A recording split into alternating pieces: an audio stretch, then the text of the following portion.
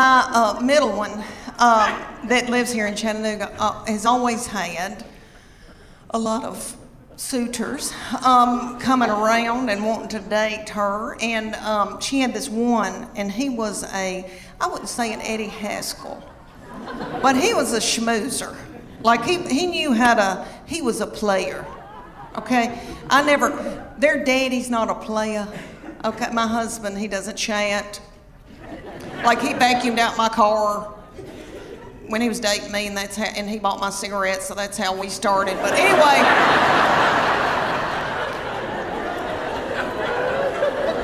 it was the 80s. But anyway, the young people call it playa, some fast-talking boy. She had this fast-talking boy coming around, and he would say to me things like, "Miss Morgan, you look beautiful today." And I was like,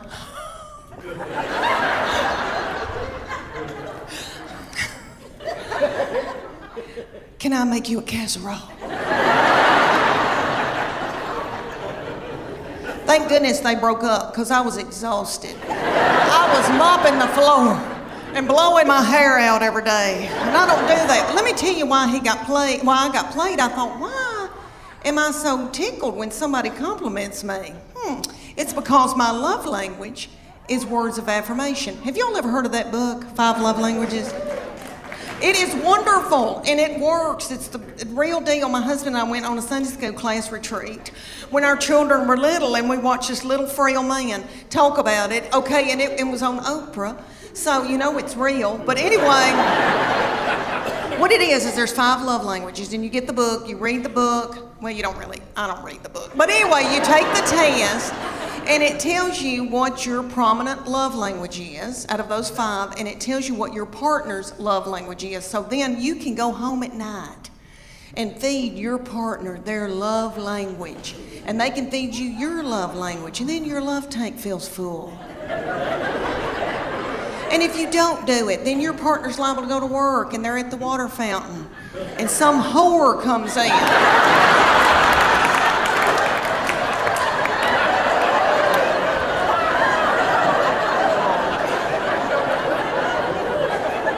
And feeds their love language. And then they feel a tingle. And then Satan swoops in. Y'all know where I'm going with that? It's a disaster. So, there's 5 love languages. There's quality time, and that's my sister's. Quality time, but you just can sit and watch ESPN with somebody, which I don't want to, but you just sit with somebody.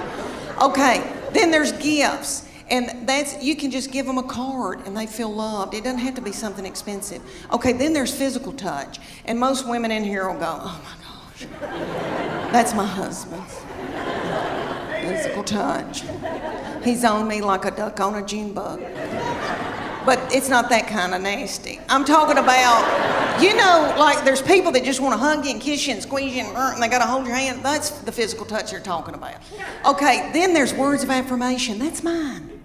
So all my husband has to say is, "Leanne, you are a good mama. Leanne, that Trisha Yearwood's chicken piccata is to die for." And then my love tank feels full, and then I'm willing to do something vulgar with him.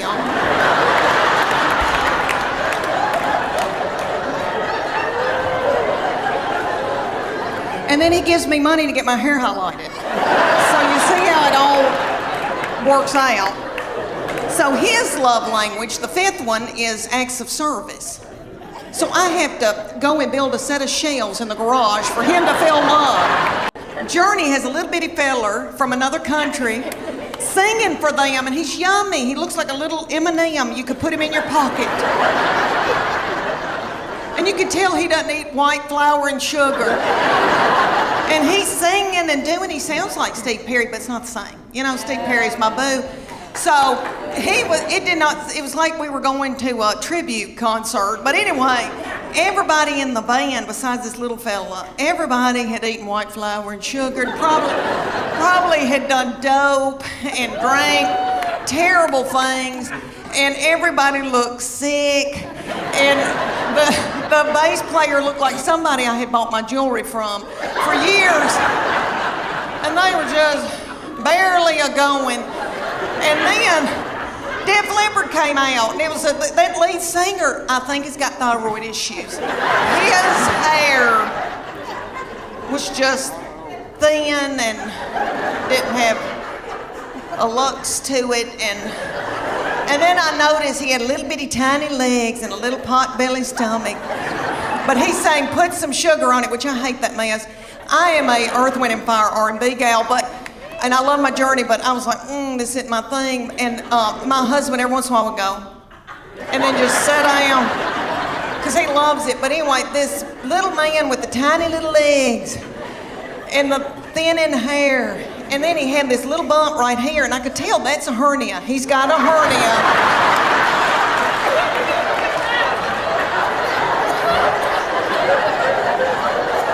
And I bet that he hadn't had time to get it fixed. He hadn't had time to put a mesh in. And you could just see it. It looks like my stomach, because I've had a hernia, but I've had mine fixed. And I thought, oh, bless his heart. But he'd do, and he'd prop a little thin, frail leg up on something. Oh, I thought, isn't it funny how things have changed since I went to concerts when I was 20? Everybody was walking out like this because everybody had inflammation in their feet.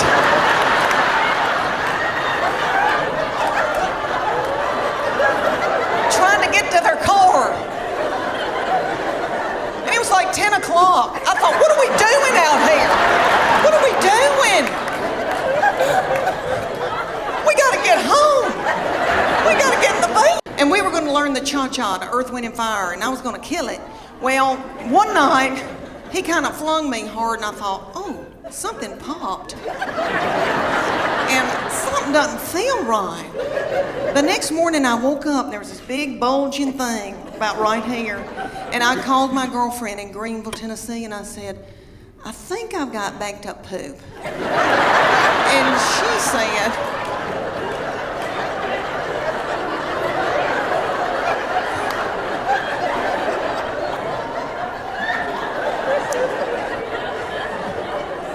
because I have trouble with that.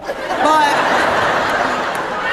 she said, I don't think poop goes up that far. And so she looked on her iPad on WebMD, and she sent me this picture of this man looked like an alien coming out of him. She said, is that it? And I go, that's it. She goes, you've got a hernia. So I went to my doctor, and they said, we can't push this thing back in. And so the thing was in 5 days with the Children's Hospital, and I didn't want to let them down. And I thought, Lord, what are we going to do? And my girls stepped in and learned a dance in 4 days. Bless their hearts, and they're practically nude. And they had to wear all that too. And I came out in a wheelchair to Proud Mary Keep On Turning. Thank you. And it all turned out good. The girls did that dance. You've seen that video from a long time, from the 60s with Tina Turner, and they were doing that dance. You know, it looked like car wash, something going through. Y'all seen that? And you know that Ike probably whipped her in a cocaine rage before she hit that video. So I thought, if she can do it, I can do it. But you know, let me tell you, it ended up a wonderful thing. We raised a lot of money, and it was a blessing. And this blessing came out of it. Let me tell you, my husband found out about the cuddling program, and he is a baby cuddler. He cuddles drug-dependent babies every Wednesday night in Children's Hospital. Thank you. Thank you. That is so sweet. He didn't help me with mine, but that is so sweet.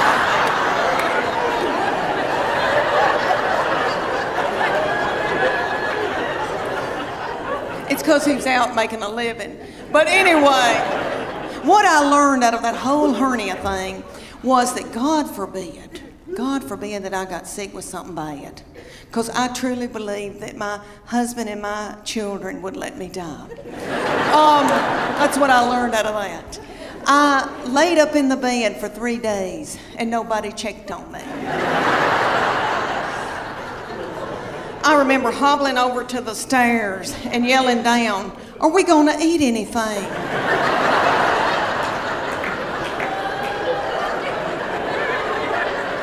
And I could just hear people going through my purse.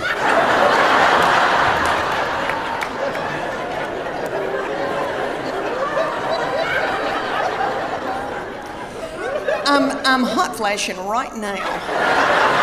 Hot flashing right now. You are too, you angel. Do you have sweat going down your crack? You do? Yeah. Okay, let me tell y'all that my middle one, we go and get spray tans together. And I love them, and I feel thinner in them. If you're going through a hard time, go get a spray tan. Makes you feel like a movie star.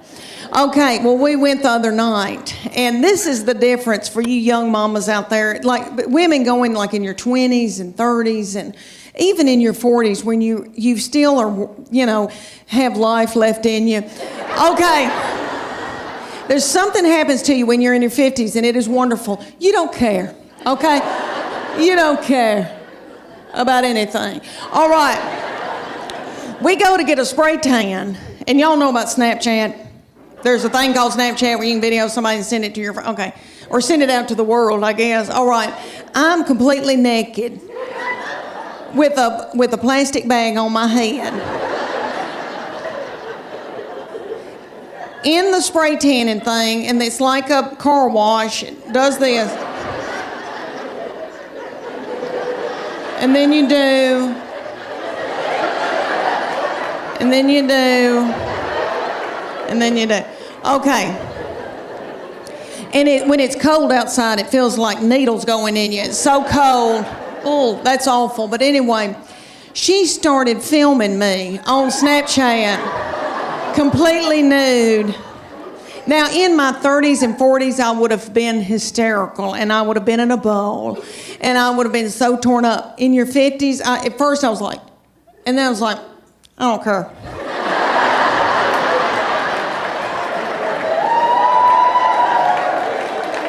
I think I may have gone.